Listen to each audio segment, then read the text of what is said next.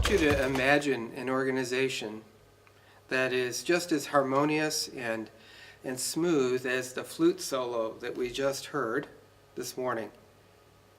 It's possible, and even in an organization where it's high level of efficiency and productivity, it's possible to have everyone engaged in the organization in a way that is very, not chaotic, but it's very harmonious, because the system, the culture in the organization, enables a environment where everybody can participate in improving their work and making their job more efficient and doing a better job for their customers, whether they're external or internal to the company.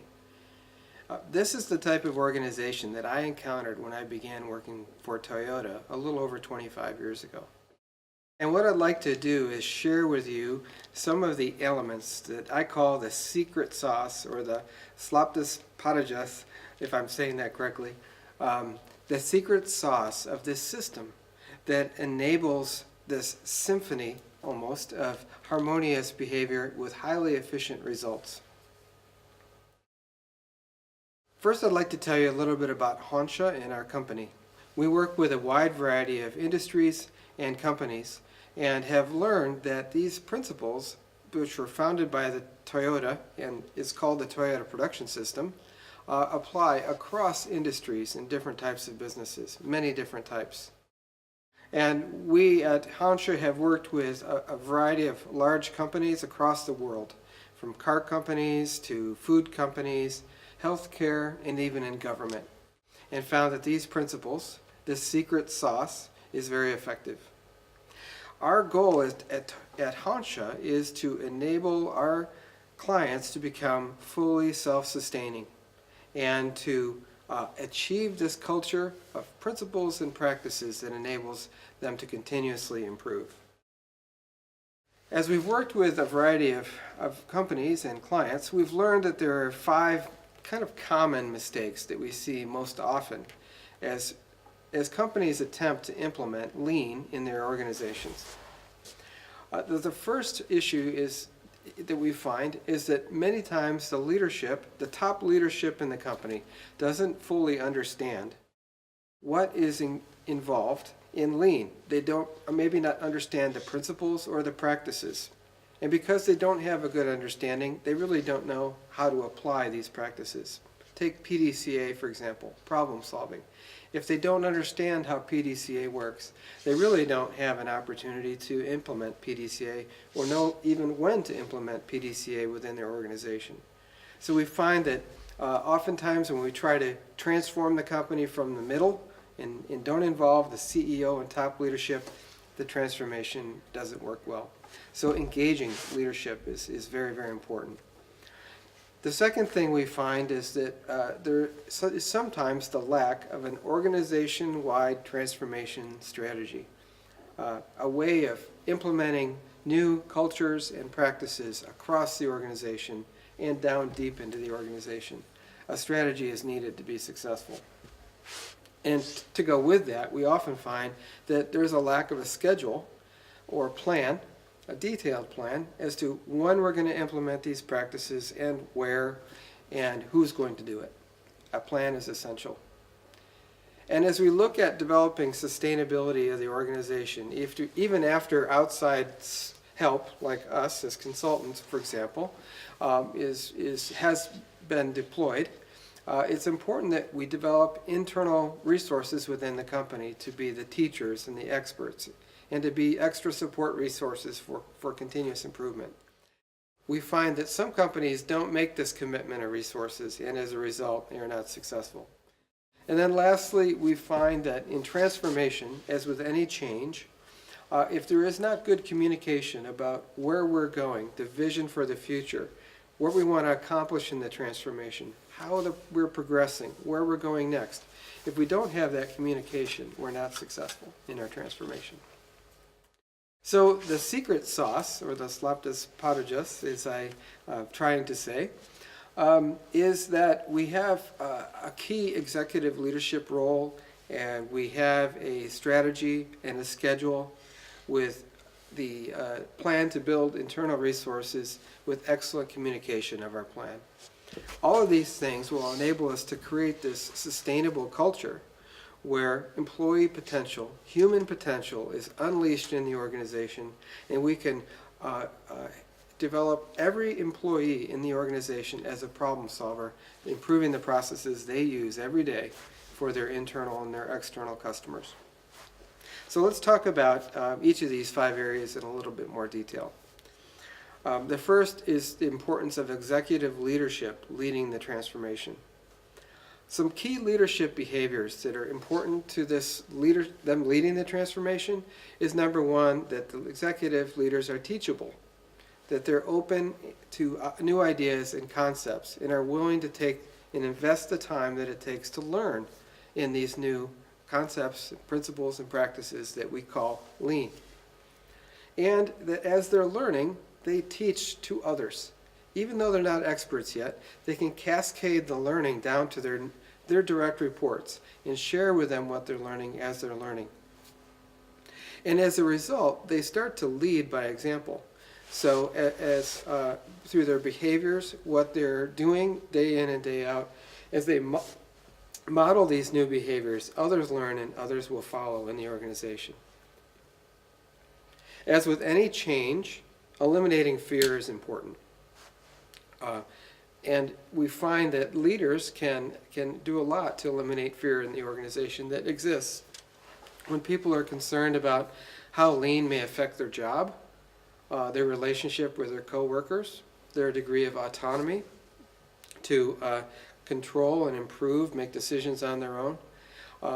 All of the relationships they have are all part of the set of circumstances that can either create fear, whether these things are triggered or not, and it's important that leaders are very cognizant of the fear response and involve people in the process and do things so that they won't fear for their relationships, their job security, and their autonomy. And then another key leadership behavior that we promote is to reward and recognize desired behavior. Find people doing things right and using the new lean techniques and tools, and then recognize them publicly or privately. It doesn't involve money most of the time. It's just a pat on the back or recognizing that, hey, they did a nice job. So these leadership behaviors we think are key to transformation. And leadership as well, in their leadership of the transformation, needs to be co-developing the strategy of lean transformation within the organization with an outside consultant if they're using one, or their internal experts, so that the leaders are truly leading the transformation and not just having somebody else doing the leadership of it. As we think about kind of the model of where we're going, there are several principles and practices that create a culture that we want to build our new lean behaviors and organization on, and have it result in a type of a culture that engages the entire organization, everybody in the organization, in the improvement process. So some of the principles that are related to that foundation that creates stability are putting the customer first, providing safety and security for everyone in the organization, operating as leaders from a point of mutual trust and respect, and having good teamwork and communication, both practicing it amongst themselves and fostering good teamwork and communicating well with the organization, as well as developing the human skills and abilities within everybody in the organization so we can release human potential within the organization. That creates a stable foundation upon which we can do some of the more common things that you may associate with lean, such as Kaizen, standard work, 5S, problem solving, and those kind of things. As we think about the leader's role, we think about also how they interact with others. And there are 3 elements that are important in these interactions with other people in the organization, particularly below them in the organization structure. One is to have courage as a leader, to leave their office and go out and see what's happening in the organization, right out onto the front lines, because we cannot solve problems in our office. because we need to understand what's happening in the gemba, or where the work is performed.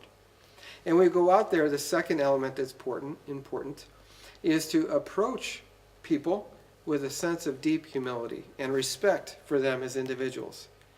Where they might go to someone's work area and ask them, could you show me how your work process is done? I don't understand it. I want to learn from you how it's done, and also about the problems you're experiencing with it. So when leaders do that, they have a better knowledge and understanding. And then the third element is Kaizen, or improvement. So with that better understanding, by being courageous and going out to where the work is done, humbly inquiring from people what is happening, what the problems are, then the leader can support that individual or start to orchestrate Kaizen of that process so that it can improve.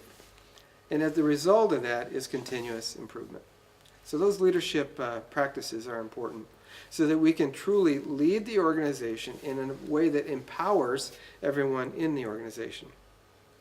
As we think about empowerment, which really that enables everybody in the organization to become a problem solver, leaders have a role in empowering people on the front lines as well, which is another important leadership behavior. So team members need communication. They need to know what our goals are as an organization, where we're going, how we're doing. Are we getting there? Are we falling behind, or moving ahead? And how are we doing? How am I doing as an individual, performer? I need feedback. Plus, leaders need to coach and to listen, to provide help for folks in the shop floor by supporting them in teaching and modeling new behaviors. Leaders themselves also, as we think about the best leadership behaviors, need to have their own standard work so that they can practice some of the, model these new behaviors and practice some of these key things that we associate with lean in their daily work. Things such as gemba walks, monitoring performance, supporting individuals, rewarding and recognizing them for their efforts, and developing people, in addition to process Kaizen. So those are all things important for to enable our leaders to perform well and lead the lean transformation. The second thing that I mentioned is we need a strategy. We need a lean transformation strategy. The process that we believe is most effective is one that is multi-dimensional and has two components. One is it transforms across the organization. So starting with the leadership and moving down into the organization, catching the whole organization overall. And while we're doing that, which can take 1 or 2 years to do, we have a simultaneous effort where we have a mile-deep transformation of a significant value stream within the organization. Many times it's a team-based transformation using the PDCA process to solve an important problem that the organization is experiencing on a significant value stream. That process can take 6 to 9 months to transform and create a dramatically better process result than they're achieving today. We recommend an approach where a team of people, stakeholders, people knowledgeable in the process across the value stream, so we have many functions represented, works together 1 day a week for 6 to 9 months to solve the problem. And when we have this multi-dimensional approach, mile wide as we call it, and then mile deep, or kilometer wide and kilometer deep, when we have this multi-dimensional approach, we can have great success, short-term success in the mile deep that helps support a much longer-term leadership transformation in the top of the organization. The third element that's important relative to the strategy is a phased implementation, execution, and learning model for transformation that has a plan and a schedule with detail.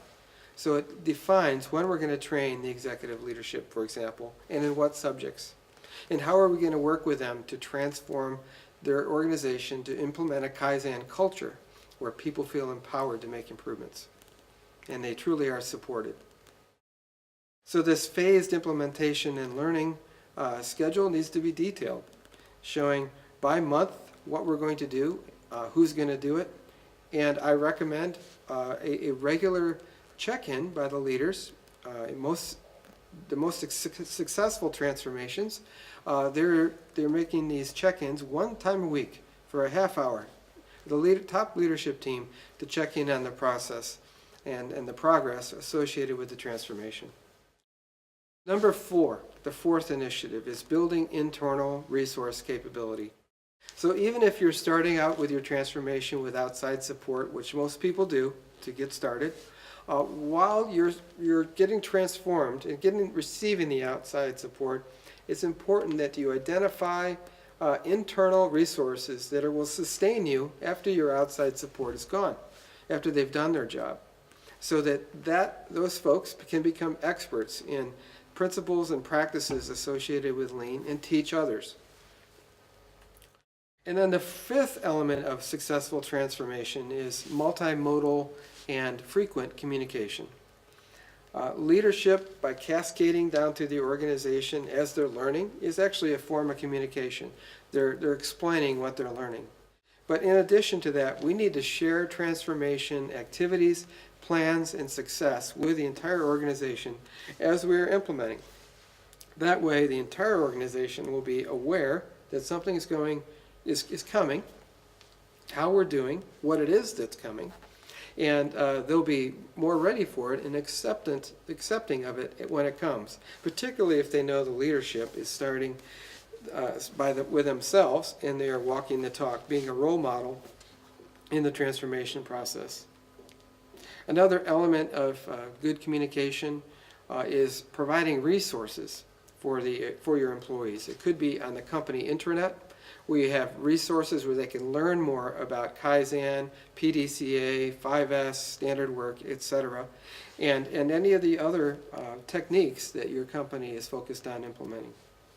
And then lastly, we recommend that in terms of communication, that you use bulletin boards and physical spaces in your work area, could be hallways, meeting rooms, to promote these changes and communicate the concepts such as 5S and PDCA in posters, bulletin boards, and other ways. So in general, when we think about these 5 elements that are the slaptas padajas of this successful transformation, we believe it's important you're intentional about putting all 5 in place so that you have excellent success in your transformation. Thank you very much. Ačiū.